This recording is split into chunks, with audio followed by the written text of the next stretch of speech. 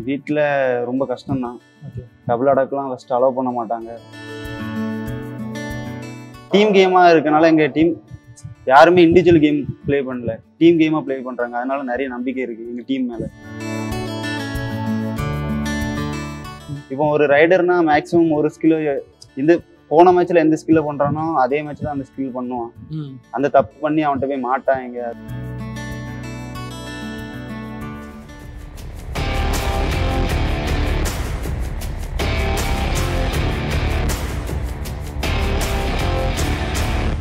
ரெண்டாயிரத்தி 24 யுவா கபடி சீரீஸ் ஆனது பயங்கரமா போய்கிட்டு இருக்கு. எல்லா கிளப் அணிகளும் பயங்கரமா ஆடிக்கிட்டு இருக்காங்க. ஒரு சிறப்பான அணி தான் நெல்லை கிங்ஸ். நெல்லை கிங்ஸோட கேப்டன் ஹரிகர சுதனை தான் சந்திக்க வந்திருக்கோம். வணக்கம் ஹரி, எப்படி இருக்கீங்க? வணக்கம்.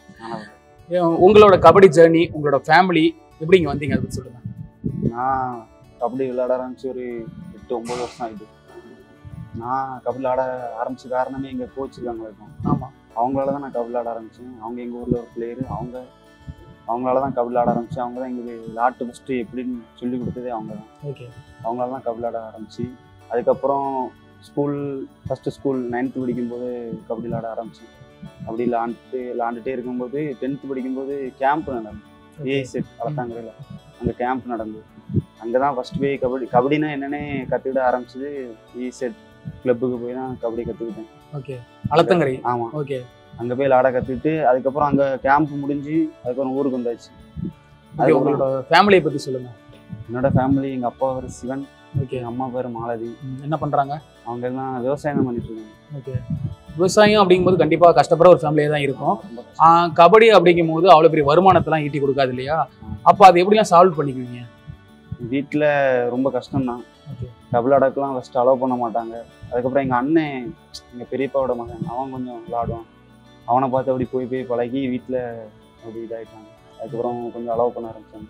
கபடின்றது ஒரு இன்ஸ்பிரேஷன் எங்கேருந்து உங்களுக்கு ஸ்டார்ட் ஆச்சு? ஏன்னா ஏதாவது ஒரு விஷயத்தை பார்த்தா தான் அதில் நம்ம போகணும்னு தோணும். கபடிங்கிறதும் அப்படி தானே, யாரையா பார்த்தானே நம்ம போயிருப்போம். அப்படி நீங்கள் யாரை பார்த்து வியந்து போனீங்க கபடிக்குள்ள? எங்கள் ஊரில் முத்துன்னு ஒரு கபடி பிளேயர் இருக்காங்க. அவங்கள பார்த்து நான் கபடி விளாடணும்னு சொல்லி ஆசை வந்து அப்படி ஆரம்பிச்சேன். ஓகே. டிஃபெண்டராக எதை சூஸ் பண்ணீங்க? எப்படி டிஃபெண்டர் ஆகணும் நம்ம அப்படின்னு எப்படி முடிவு பண்ணீங்க?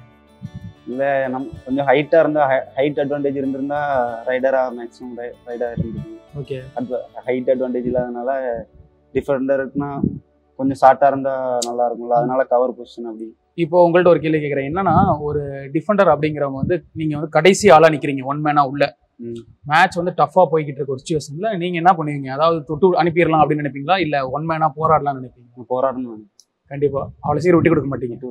ஓகே. உங்களோட கோச்சை பற்றி சொல்லுங்கள். ஏன்னா அவரை பார்க்கவே பயங்கரமாக இருக்காரு. ஏன்னா நாங்கள் பார்க்கும்போதெல்லாம் அவருடைய டேய் அடிச்சு தூக்குடா அப்படின்ற மாதிரி பயங்கரமாக பேசிட்டு இருக்காரு. உங்கள் கோச்சை பற்றி சொல்லுங்கள். சின்ன வயசுலேருந்தே அவங்க தான் எனக்கு எல்லாமே. ஓகே. நான் இப்போ கபடி விளாண்டுட்டு இருக்க காரணமே அவங்க தான். அவங்களால தான் நான் கபடி விளாண்டுட்டு இருக்கேன். அதனால் என்னை பற்றி எல்லாமே அவங்களுக்கு தெரியும். அதனால் என்கிட்ட எவ்வளோக்குள்ள என்ன இது மோட்டிவேட் பண்ண முடியுமோ எல்லா ஸ்கில் எல்லாமே அவங்க இது பண்ணுவாங்க. இங்கே என்ன மாதிரி கோச்சஸ்லாம் கொடுத்துக்கிட்டு இருக்காங்க? இப்போ அவங்க ஸ்கூல் ஒர்க் பண்ணிட்டு இருக்காங்க. அவங்க ஓகே. பிடி சாராக ஒர்க் பண்ணிட்டு இருக்காங்க. அவங்க நிறைய ஸ்கில் நிறைய கற்று தருவாங்க. அங்கேயே மேட்ல ப்ராக்டிஸ். ஓகே. இப்போ வெளியிலாம் ஆடி இருப்பீங்க, நிறைய மேட்ச் ஆடி இருப்பீங்க. இப்போ யுவா கபடி சீரீஸ்ல ஆடுறீங்க. ஸோ டிஃப்ரென்ஸ் என்ன உங்களுக்கு இருக்கு? நான் நிறைய மேட்ச் ஆடி இருக்கேன். கேமரா ஃபியர்லாம் எனக்கு இல்லை. அதனால எனக்கு அது ஒன்றும் பிரச்சனை இருந்த மாதிரி எனக்கு தெரியல எதுவுமே. கபடி அப்படின்ற விளையாட்டு எடுத்துக்கிட்டோம் அப்படின்னா கண்டிப்பாக வீட்டில் ஒத்துக்க மாட்டாங்க. டேய் அதெல்லாம் போய் ஏன்டா ஆடிக்கிட்டு இருக்க, உடம்பு அடிப்படும், கை கால்லாம் காயமாகும், அதெல்லாம் ஏன் போறேன்னு சொல்லுவாங்களே. உங்க வீட்டில் எப்படி? எங்கள் வீட்லேயும் அப்படிதான். இன்னும் என்ன விளாண்டுட்டே இருக்கு, இன்னும் ஒன்றும் பண்ணலை, விளாண்டுட்டே இருக்கு அப்படின்னு சொல்லி கேட்காம செய்வாங்க. நம்ம சரி அடிபட்டுருச்சுன்னு வச்சுக்கோங்களேன், வீட்டில் என்ன ரியாக்ஷன் எப்படி இருக்கும்? வீட்டில் திட்டம் செய்வாங்க அடிபட்டுனா. ஓகே. உங்கள் லைஃப்லேயே மறக்க முடியாத ஒரு கபடி மேட்ச்னா இதுதான், இதை மட்டும் எனக்குமே மறக்க முடியாது அப்படின்னா எந்த மேட்ச் சொல்லுவீங்க? அப்படி என்ன நடந்துச்சு அங்கே? மணப்பாறை மேட்ச். ஓகே. ஐசிஎஃப் கூட அந்த மேட்ச் மறக்க முடியாது. மகாராஷ்டிராவில் ஒரு மேட்ச். ஏன் அதில் என்ன நடந்துச்சு அந்த மேட்ச்ல? அந்த மேட்ச் நாங்கள் டை பிரேக்கர் ஆகி கோல்டன் ரைட்ல அங்கே போய் லாக் ஆகி அந்த மேட்ச் லாஸ் பண்ணோம். ஓகே. அந்த மேட்ச் கொஞ்சம் மறக்க முடியாது.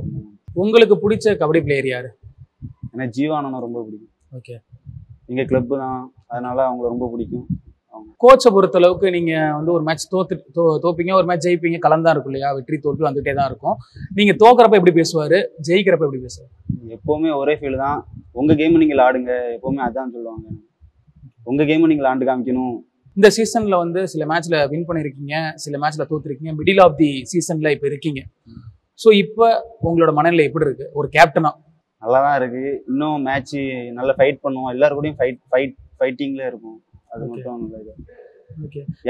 டீம் கேமா இருக்கனால எங்க டீம் யாருமே இண்டிவிஜுவல் கேம் ப்ளே பண்ணல. டீம் கேமா ப்ளே பண்றாங்க. அதனால நிறைய நம்பிக்கை இருக்கு எங்க டீம் மேல.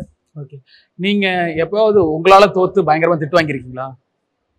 திட்டு வாங்கினது கிடையாது. ஏன்னா எல்லா பொறுப்பும் நான் ஏத்துக்கிடுவேன். மேட்ச் தோத்துனா எனக்கு இதுல பொறுப்பு இருக்கு அப்படின்னு சொல்லி நான் ஏத்துக்கிறேன். ஜெயிச்சா டீமுக்காக, தோத்துட்டா நான் எடுத்துக்கிறேன். ஓகே. லைஃப்ல வந்து தப்பு பண்ணாதவங்க யாருமே இருக்க முடியாது. நீங்களும் ஏதாவது ஒரு மேட்ச்ல தப்பு பண்ணிருப்பீங்க, அந்த மேட்ச்ல தோத்துருப்பீங்க இல்லையா? அப்படி தோத்த மேட்ச் உங்களால மறக்க முடியாத மேட்ச் இது. நான் என்னாலதான் அந்த மேட்ச் போயிருச்சு அப்படின்னா எந்த மேட்ச் சொல்லுவீங்க? இதுல கண்டிப்பா ஏதாவது ஒரு மேட்ச் இருக்கு இல்லையா, இந்த மேட்ச் என்னாலதான் விட்டது அப்படின்னா எந்த மேட்சா இருக்கும்? ஏன் நிறைய மேட்ச் இருக்கா? நிறைய மேட்ச் இருக்குன்னா அப்படி அந்த சிச்சுவேஷன் வந்தது இல்ல. ஓகே. நல்லா கரெக்டா ஆடி இருக்கீங்க.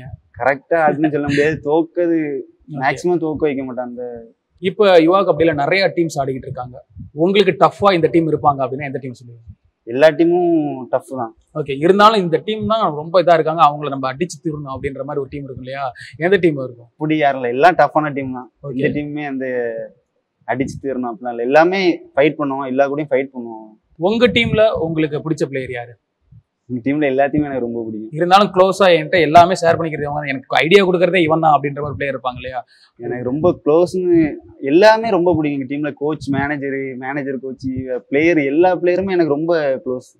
ஓகே. அதனால எனக்கு ரொம்ப க்ளோஸ்ன்னு யாருமே அப்படி மீன் பண்ணி சொல்ல முடியல என்னால. இல்ல உங்களுக்கு ஐடியாலாம் கொடுக்கறதுலாம் இந்த பையன் ஐடியா கொடுத்தா கரெக்டா இருக்கு டீம்ல? பார்ட்னர் ஸ்டாலின். ஓகே. ஸ்டாலின் அவர் கொடுக்கறதெல்லாம் நீங்க ஃபாலோ பண்ணுவீங்களா? நான் என் மிஸ்டேக் அவன் வந்து மேட்ச் முடிஞ்சு சொல்லி தருவான். அவன் மிஸ்டேக் நான் வந்து சொல்லுவேன். டீம் பிளேயர்ஸ் தான் என்ன மாதிரி இதுல நீங்க சொல்லுவீங்க ஒரு கேப்டனா, டேய் இதை மாத்திக்கங்க இதை மாத்திங்க, எந்த மாதிரி விஷயங்கள்லாம் சொல்லுவீங்க? நிறைய விஷயம் சொல்லுவேன். இப்போ ஒரு ரைடர்னா மேக்ஸிமம் ஒரு ஸ்கில், இந்த போன மேட்ச்ல எந்த ஸ்கில்ல பண்றானோ அதே மேட்ச்ல அந்த ஸ்கில் பண்ணுவான். அந்த தப்பு பண்ணி அவன்கிட்ட போய் மாட்டான். எங்க அது ரைடர்கிட்ட நிறைய இது சொல்லியிருக்கேன். ஓகே. ஓகே. ஒரு டிஃபெண்டர் அப்படிங்கிறது டீமுக்கு ரொம்பவே முக்கியம் இல்லையா? ஒருத்தர் கஷ்டப்பட்டு பாயிண்ட்ஸ் எடுத்துட்டு வருவாங்க, அதை தக்க வைக்கணும். அந்த பணியை நீங்க தொடர்ந்து சிறப்பாக செஞ்சுக்கிட்டு இருக்கீங்க. உங்க டீம்ல அதாவது டிஃபெண்டர்ஸ்க்கு நீங்க என்ன சொல்லணும்னு நினைப்பீங்க? இந்த விஷயத்த ஃபாலோ பண்ணுங்க அப்படின்னா எந்த டீம்? இப்போ வரைக்கும் எல்லாருமே நல்லா தான் விளாண்டுட்டு இருக்காங்க. ஓகே. இன்னும் கான்ஃபிடண்டா விளாண்டா இன்னும் நம்ம டீம், எங்க டீம் வந்து நல்ல இன்னும் மேல வரும். நிறைய கான்ஃபிடன்ட் இருக்கு. ஏன்னா யாருமே இண்டிவிஜுவல் கேம் எங்க டீம்ல இன்னும் விளாடல. ஓகே. டீம் விளாண்டுட்டு இருக்காங்க. அது ரொம்ப சந்தோஷமா இருக்கு. அதே மாதிரி விளாண்டுட்டு இருந்தா எங்க டீம் இன்னும் மேல போயிடும். உங்களோட கபடி ஜேர்னில உங்களுக்கு உதவியா இருந்து பயங்கர பக்கபலமா இருந்த கோச்சஸ் பத்தி சொல்லுங்க. ரவிச்சந்திரன் ஏசெட்டோட கோச், அவங்க வர தாமு. ஓகே. அவங்க 2 பேரும் எனக்கு ரொம்ப சப்போர்ட்டிவா இருந்திருக்காங்க. நிறைய விஷயத்துல எனக்கு சப்போர்ட்டிவா இருந்து நிறைய ஸ்கில்லு மூலியமா வேற நிறைய சப்போர்ட்டா இருந்திருக்காங்க. அவங்க ரொம்ப பிடிக்கும். சரி. ஓகே. இந்த ஆண்டு யுவா கபடியை நீங்கள் சிறப்பாக தொடங்கி இருக்கீங்க. மிடில் ஆஃப் தி டோர்னமெண்ட்லேயும் நல்ல ஒரு நிலைமையில தான் இருக்கீங்க. பிளே ஆஃப்ஸ்குள்ளே என்ட்ரி ஆகி சாம்பியன் பட தட்டி தூக்க வாழ்த்துக்களை தெரிவிச்சுட்டோம். தேங்க்யூ.